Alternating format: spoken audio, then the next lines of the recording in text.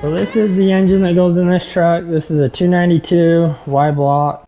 My cousin has went through and rebuilt it. You can still see all the assembly lube on the push rods, on the valves. We got the distributor put back in it. We had to search for it and we got it found, luckily.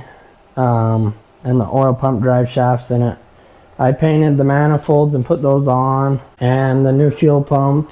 Now I'm working on some valve covers, trying to get those cleaned up. We got them in the ultrasonic cleaner, and we're gonna try to get those painted and put on, and then I will probably be to the point of pulling the engine off the stand and putting the clutch, flywheel, and all that stuff on it, and hopefully drop it in the truck, and then we'll just go from there. I just want to make sure we got everything else done that we need to while it's on the stand. So stick around and we'll just keep plucking away at it.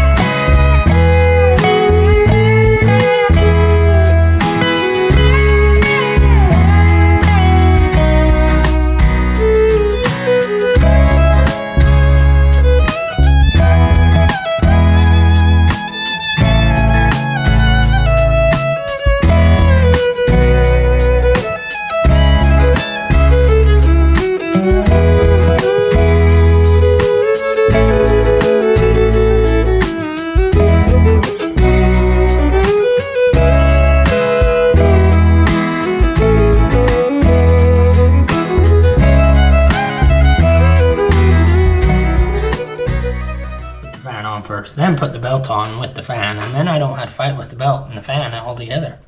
And then I'll have to take the fan back off, put the radiator in, because that'll be in the way of the radiator. I'm confuzzled right now.